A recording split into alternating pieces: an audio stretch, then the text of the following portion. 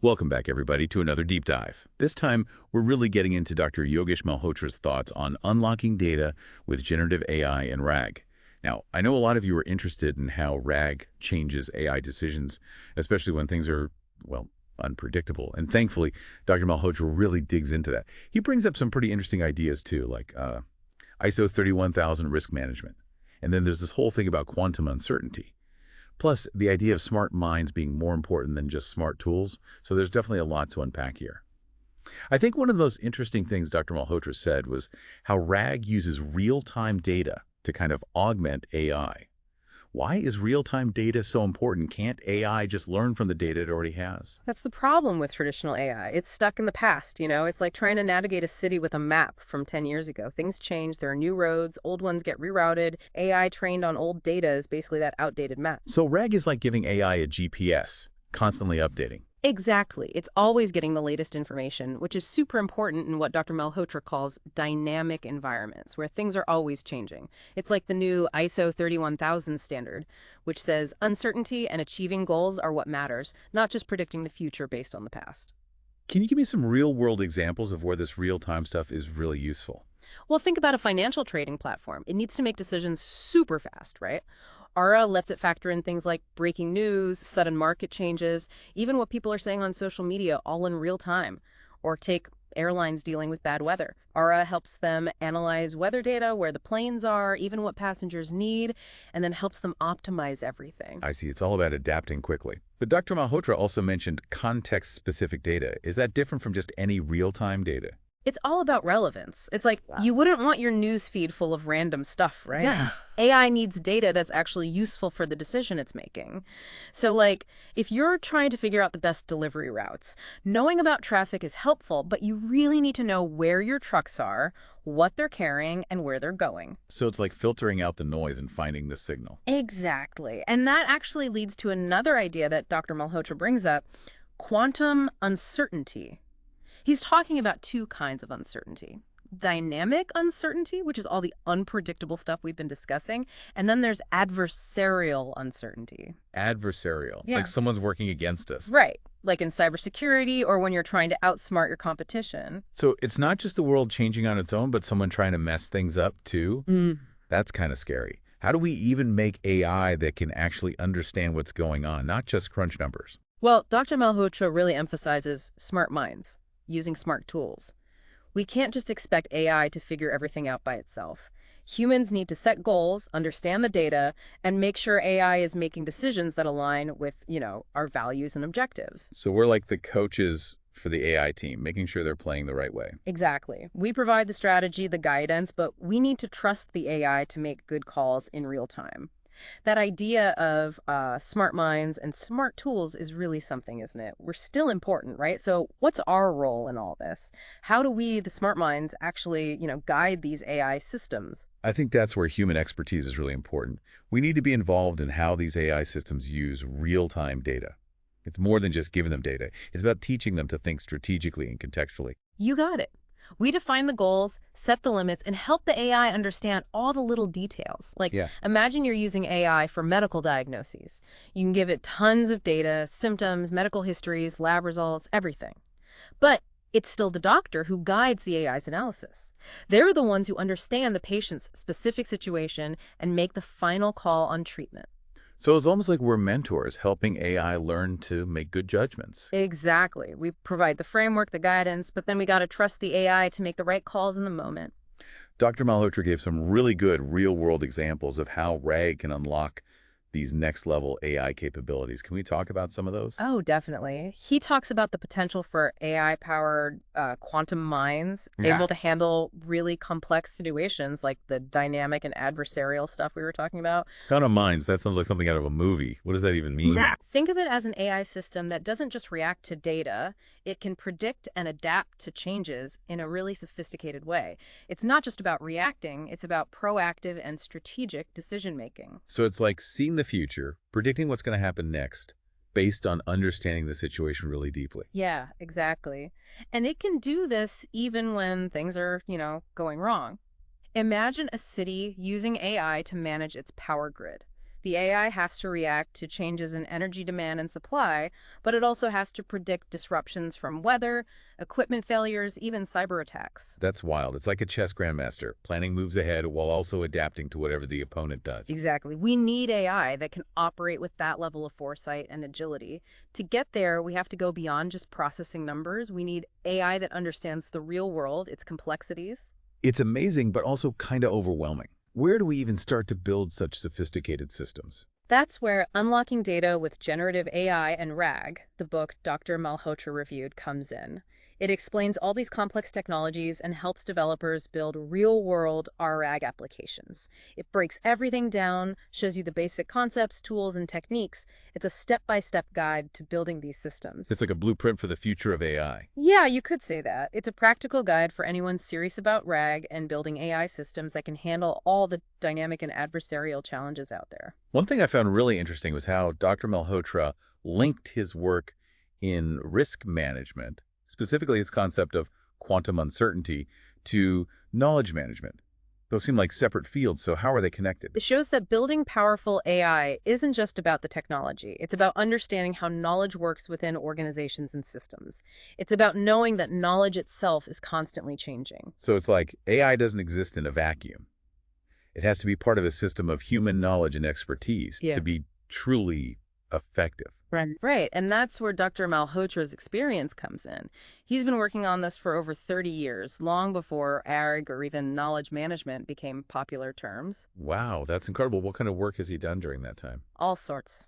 Enterprise computing, finance, investments, even defense and space exploration. He's built frameworks for managing risk and uncertainty used by organizations like NASA and huge banks. So it's not just theory, it's actually being used in high-stakes situations. Are there any specific examples of how his work has made a difference? Well, look at cybersecurity.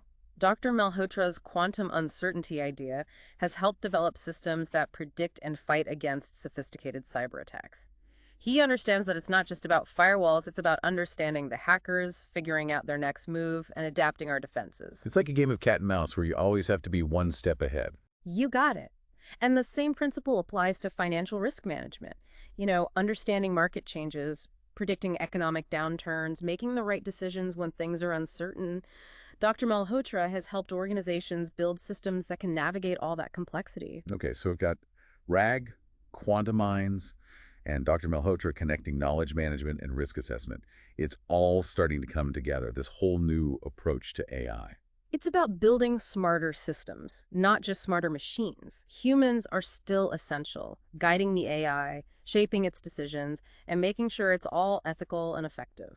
It almost sounds like this new AI development is as much about human intelligence as it is about artificial intelligence. Definitely. That's what's so fascinating about this field. It's not just about making machines think like us, it's about using them to help us think better. Right. It's about making ourselves smarter, understanding the world better, making better decisions. Exactly. And doing all that responsibly, ethically, and with a clear understanding of the risks and benefits. This has been a great conversation. We're really starting to understand RA and what it means for the future of AI. But before we get too lost in all the theory, let's talk about the practical side of things. Good idea. We've talked a lot about concepts, but the real impact of RA will be seen in how it's used in the real world. Absolutely. So for our listeners who want to build their own quantum mines and use the power of RAG, what are some key things they should keep in mind? Well, first, remember RAG is about giving AI real-time, relevant data. Don't just feed it anything and everything. Be smart and strategic about what information you give it. It's like you're a curator for your AI, making sure it has the best information for the job, right? Yeah, exactly. And never forget the human element. AI is a powerful tool, but it's up to us, the smart minds, to guide it and make sure it's being used the right way. We have to be involved in shaping these systems, setting the goals, and making sure the outcomes are good. We can't just let the machines do whatever they want. We need to be a part of this AI revolution, making sure it works with our values and helps us all. Absolutely. That's why education is so important. We have to demystify AI, teach people how to use it responsibly, and build a culture of responsible innovation. So it's bigger than just building algorithms. It's about changing how we interact with technology and making sure AI works for us, not the other way around. Exactly. It's about understanding that AI isn't just a tool, it's a partner. And like any good partnership, it needs communication, collaboration, and shared goals and values. This has been a great deep dive into RE and how it could change AI. It feels like we're just scratching the surface. Where do we go from here? How do we actually use these ideas in the real world? This is a great time to bring in the book itself, right? Unlocking Data with Generative AI and RAG, and Dr. Malhotra's review really highlighted how useful it is. I'm excited to see what's inside. It's a really complete guide. It walks you through every step of building our ARG systems, starting from scratch. Think of it as your how-to manual for taking all these ideas we've been discussing and making them work. Let's get down to the details then. What are the actual steps to build our RAG system? The book breaks it into stages. The first one is indexing. Sounds technical, but it's basically organizing your data so the AI can find and use it easily. So it's like a giant library, but instead of books, it's all these data sets. That's a good way to put it. And that's where vector databases come in. They're made for RAG, turning data into vectors. These are like mathematical fingerprints that capture the meaning and connections in the data. Okay, vectors and fingerprints. Yeah. I'm not sure I get it. Can you explain it a bit more simply? Imagine you're looking for information about, let's say, climate change. A normal database just finds documents with those exact words, right? But a vector database understands the whole idea of climate change, so it finds documents related to it, even if they don't have those specific words. It's not just matching words, it's like understanding what they mean. That's really cool. Yeah, it is. And it's super important for RD because we're dealing with complicated, dynamic information that you can't just find with keywords. Okay, so we've indexed the data, put it in this smart vector database. What's next? Next is retrieval. That's about finding the most relevant information for a specific task or question. It's where the AI actually gets the data it needs. Like a super-powered research assistant that can handle tons of data and finds exactly what you need. Exactly. RG systems use things like semantic search and question answering, so the AI can figure out what you really want to know, even if you don't ask it directly. Wow, so it can read between the lines. Right. It's about understanding, not just matching keywords. This is all very impressive, but how does the AI use all that data to actually give us an answer or make a decision? That's the last step, generation. This is where the AI takes all that gathered data and creates something new with it. It could be a summary, some creative text, a piece of code, even a complex decision. So this is where the magic happens. The data turns into something useful. Yeah, you could say that. RG systems often use large language models, LLMs, for this. They're super powerful AIs trained on massive amounts of text and code. LLMs can write like humans, translate languages, create different kinds of content, and answer your questions in a detailed way. LLMs, I've heard that term, but I'm not really sure what it means. Think of it like a much, much better version of the autocomplete on your phone. You start typing and it predicts what you want to say. Right. LLMs do that on a huge scale. They can write really sophisticated text based on all the data they've learned from. It's like having a personal writer who can instantly create any kind of text you want. Amazing. Yeah. And kind of scary.